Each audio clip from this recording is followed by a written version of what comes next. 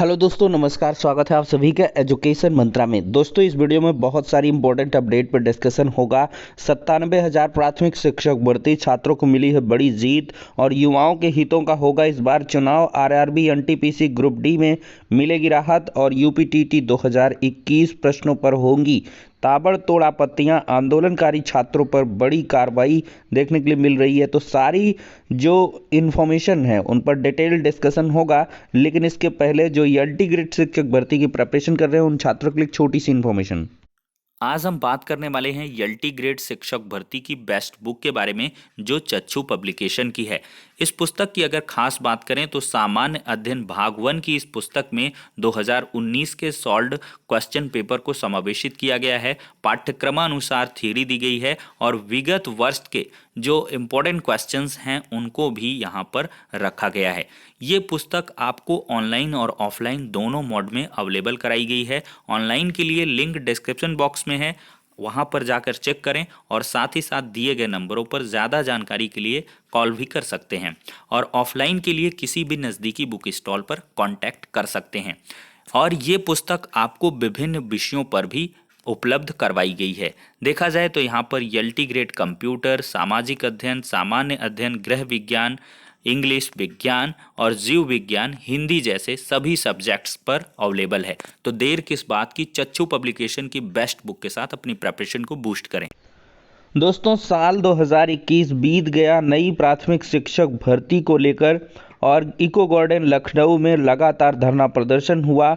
बहुत सारी जगहों पर, प्रयागराज का पीएनपी हो या शिक्षा निदेशालय हो, हर जगह लखनऊ हो, हर जगह भाजपा कार्यालय हो या जिले जिले वार ज्ञापन कार्यक्रम हो, सब कुछ करके थक गए छात्र और थके हारते हारते यहाँ पर आखिरकार मिली थी तो सिर्फ 17,000 प्राथमिक शिक्षक भर्ती और ऐन वक्त पर चुनाव आचार संहिता लगते ही उसका भी चैप्टर खत्म हो गया। लेकिन इसी बीच छात्रों ने हार नहीं मानी और उन्होंने एक नई मुहिम छेड़ी कि हर एक, चाहे वो पक्ष की हो या विपक्ष की हो, हर पार्टी को चुनावी घोषणा पत्र में 97,000 प्राथमिक शिक्षक भर्ती को जगह देनी होगी। तो इसका सिलसिला शुरू हुआ और सबसे पहले सपा सरकार, फिर इसके बाद कांग्रेस ने और अब आम आदमी पार्टी ने 97,000 प्राथमिक शिक्षक भर्ती को अपने घोषणा पत्र में जगह दी है और इससे छात्रों को एक बड़ी जीत हाथ लगी है। देखिए, इसको बड़ी जीत इस वजह से कहेंगे कि छात्रों के लिए आखिरकार इस बार सभी जागरूक हैं, वो छात्रों के मुद्दों को समझते हैं। और सबसे बड़ा मुद्दा अगर पूरे उत्तर प्रदेश में देखें तो यूपी में शिक्षकों के पदों पर नियुक्तियों का है। प्राथमिक विद्यालयों में लाखों पद रिक्त हैं, लेकिन शिक्षकों पर भर्तियां नहीं आ रही और इसी को लेकर विपक्ष ने हमेशा से घेरने का प्रयास किया है। और जो सत्ताधारी सरकार है उसके द्वारा यही कहना है कि हमने 1.25 लाख पदों पर भर्तियां की हैं और नई भर्तियों के लिए कोई बड़ा स्टेटमेंट देखने के लिए नहीं मिला, चाहे वो योगी आदित्यनाथ जी हों, चाहे वो बेसिक शिक्षा मंत्री सतीश द्विवेदी जी, दोनों के द्वारा कहीं ना कहीं बड़ी प्राथमिक शिक्षक भर्ती की जो घोषणा है वो प्रत्यक्ष तौर पर देखने के लिए नहीं मिली।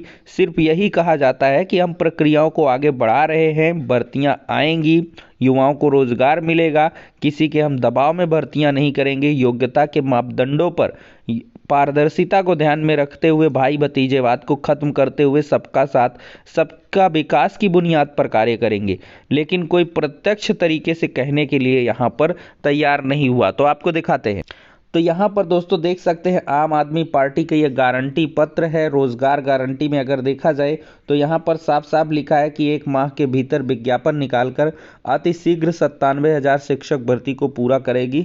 इसका आवेदन शुल्क शून्य रहने वाला है और साथ ही साथ बीएड 2011 के सुप्रीम कोर्ट के आदेशों को तत्काल अनुपालन करते हुए योग्य अभ्यर्थियों की नियुक्ति दी जाएगी। 69,000 शिक्षक भर्ती में ओबीसी आरक्षण का अनुपालन करवाएगी और इस मामले को अब तक लटकाने, विवादित बनाने वाले अफसरों पर मुकदमा चलाएगी।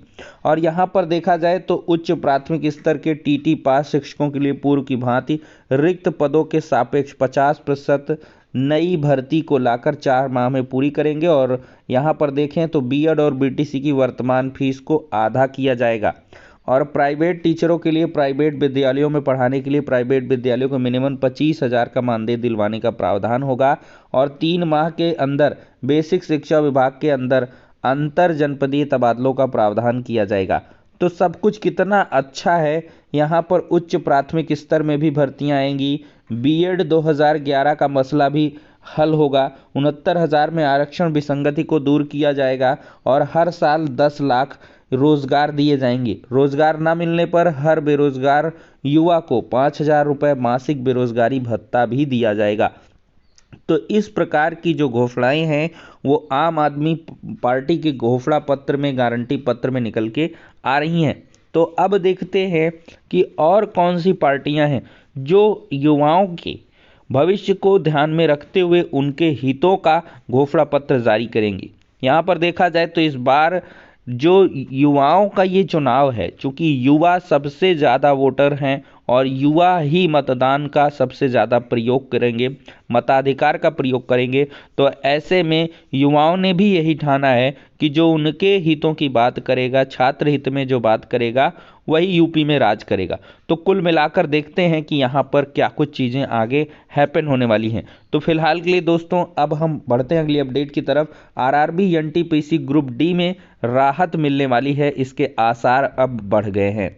देख सकते हैं यहाँ पर दोस्तों सुशील कुमार मोदी जी का ये ट्वीट है। रेलवे ग्रुप डी की 2 की जगह 1 परीक्षा लेगा। एनटीपीसी के परिणाम एक छात्र यूनिक रिजल्ट फार्मूले पर होगा। रेल मंत्री मैसनो ने मुझे पूरा भरोसा दिलाया है बिहार में प्रशासन ना करे कोई दमनात्मक कार्रवाई। और यहाँ पर मैंने रेल मंत्रालय से आग्रह किया है कि एनटीपीसी मामले में 1 कैंडिडेट 1 रिजल्ट के सिद्धांत पर निर्णय लिया जाए। उन्होंने कहा कि रेलवे बोर्ड ने यदि फैसला अचानक लेने से परहेज किया होता और समय रहते छात्रों के भ्रम को दूर किया होता तो बिहार में ऐसी अप्रिय स्थिति पैदा ना होती। तो यहाँ पर दोस्तों अभी ये ऑफिशियली कंफर्म नहीं है क्या ऐसा रेलवे रिक्रूटमेंट बोर्ड यानी कि आरआरबी के द्वारा किया जाना है, लेकिन अगर भाई ऐसा हो जाए 1 कैंडिडेट 1 रिजल्ट तो ये बहुत ही बेहतर हो जाएगा। और साथ ही साथ यहाँ पर देखा जाए तो ग्रुप डी में सीबीटी 1 के आधार पर और फिजिकल टेस्ट के आधार पर चयन हो तो ये काफ़ी बेहतर रहने वाला है। और यही तो छात्रों की मांग है कि 1 कैंडिडेट 1 रिजल्ट हो, 1 कैंडिडेट 1 मोर देन 1 रिजल्ट ना हो, इससे अगला कैंडिडेट जो है प्रभावित होता है। खैर देखते हैं इसमें क्या कुछ होता है। लेकिन यहाँ पर दोस्तों देखा जाए तो आरआरबी के चेयरमैन आए सामने, कहा हेल्प डेस्क के जरिए दूर की जाएगी छात्रों की समस्या और ईमेल आईडी वगैरह जारी हुई, इसके बारे में आपको वीडियो उपलब्ध करवाया गया है। और देखा जाए तो बड़ी कार्रवाई जारी है। युवा मंच के कोऑर्डिनेटर समेत 3 को जेल भेजा गया है। प्रयाग में ट्रेन रोककर उपद्रव करने में 1,000 से अधिक अज्ञात पर दर्ज हुआ है केस, पहचान शुरू है। लॉज में दरवाजा तोड़कर प्रतियोगियों की पिटाई करने वाले 6 पुलिसकर्मियों को निलंबित किया गया है। और उपद्रव के पीछे राजनीतिक फंडिंग की जांच के लिए 11 सदस्यीय टीम को गठित कर दिया गया है। यहाँ पर देख सकते हैं दोस्तों प्रतियोगी छात्रों पर गंभीर धाराओं में मुकदमा दर्ज हुआ है और अन्य की पहचान व तलाश लगातार जारी है। क्या कहते हैं एसएसपी प्रयागराज अजय कुमार? देखिए छात्रों को समझाया गया है कि किसी के बहकावे में आकर कोई गलत कदम ना उठाएं, इससे उनका कैरियर चौपट हो सकता है। उपद्रव के दौरान जो छात्र शामिल नहीं थे उनके खिलाफ किसी भी प्रकार की कोई कार्रवाई नहीं होगी। वही छात्रों पर अनावश्यक बल प्रयोग करने पर और लापरवाही बरतने पर 1 इंस्पेक्टर सहित 6 पुलिसकर्मियों को सस्पेंड कर विभागीय जांच भी बैठा दी गई है। तो दोस्तों यहाँ पर देखा जाए तो अज्ञात के खिलाफ 13 गंभीर धाराओं के साथ मुकदमा दर्ज हुआ है। बुधवार को रात सलोरी एरिया की उन गलियों जहां लाज हैं बड़ी संख्या में छात्र रहकर प्रतियोगी परीक्षाओं की तैयारी करते हैं में वरिष्ठ पुलिस अधीक्षक अजय कुमार खुद भारी भरकम पुलिस बल के साथ घूमे। ध्वनि विस्तारक यंत्र के जरिए उन्होंने छात्रों से अपील किया कि वह किसी के बहकावे में आकर कोई गलत कदम नहीं उठाए, नहीं तो उनका करियर चौपट हो सकता है। और इससे पहले बुधवार के दिन पुलिस लाइन में उन्होंने मीडिया कर्मियों से बातचीत की। उनका कहना था कि कुछ पार्टी अपने फायदे के लिए छात्रों को हथियार के रूप में इस्तेमाल कर रही हैं। उनके बहकावे में आकर छात्रों का सरकारी संपत्ति को नुकसान पहुंचाना और जैसे कदम उनके कैरियर को चौपट कर सकता है।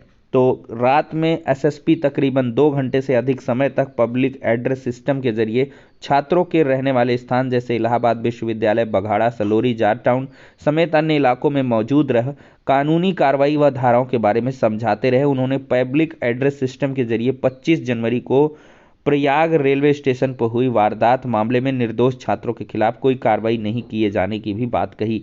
तो दोस्तों, हॉस्टल लाज में माहौल तल्ख है और छात्र बहुत ज़्यादा नाराज हैं। जो पिटाई हुई है, सोशल मीडिया में टॉप ट्रेंड पर युवाओं पर लाठीचार्ज का यह मामला चल रहा है।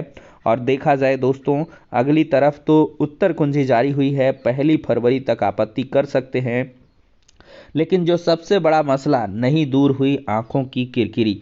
यूपीटीटी की अनंतिम उत्तर कुंजी से भी आंखों की किरकिरी दूर नहीं हुई। पीएनपी की ओर से गुरुवार को जारी उत्तर कुंजी में प्रारंभिक स्तर के बुकलेट बी में हिंदी के 50 नंबर प्रश्न में आंखों की किरकिरी होना, अप्रिय लगना, धोखा देना, कष्टदायक और बहुप्रिय होना, जबकि यहाँ पर पीएनपी ने जवाब माना है अप्रिय होना, जबकि यहाँ पर कोर्ट ने प्रिय होना, अप्रिय होना और कष्टदायक होना दोनों ऑप्शन को माना था। ऐसे में साफ हो गया है कि यूपी टेट 2021 भी अब आपत्ति इस प्रश्न में होनी तय है। और साथ ही साथ देखा जाए तो इससे इतर और बहुत सारे प्रश्नों पर लगातार जो छात्रों की आपत्तियां हैं वो चल रही हैं। और देखते हैं कि यहाँ पर पीएनपी के द्वारा आखिरकार फाइनली यहाँ पर क्या कुछ किया जाता है। स्कूल खोलने की संभावना तलाश रहा केंद्र। हर साल 10 लाख युवाओं को रोजगार दिया जाएगा। और मानवाधिकार आयोग को लिखा गया है पत्र, कहा जब मांगेंगे पुलिस बर्बरता का वीडियो तो उपलब्ध करा दिया जाएगा। युवाओं का ऐसा कहना है। क्लीन मिला राजेश का मोबाइल फोन जो है पुलिस ने रिकवरी डाटा के लिए भेज दिया है। देख सकते हैं हॉस्टल में छात्रों को कुछ इस तरह कमरे से निकाला गया था। ये सोशल मीडिया प्लेटफॉर्म पर वीडियो और इमेजेस काफ़ी तेज़ी से वायरल हो रहे हैं। और यूपीटीटी 2021 में अगर आप एक प्रश्न पर आपत्ति करेंगे तो 500 रुपये का आपको भुगतान करना पड़ेगा। हालांकि अगर आपत्ति सही पाई जाएगी तो बाद में इसका मतलब जो रिटर्निंग है वो भी हो जाएगा। तो फिलहाल के लिए दोस्तों इन शॉर्ट इस वीडियो में इतना ही। नेक्स्ट वीडियो में मिलते हैं।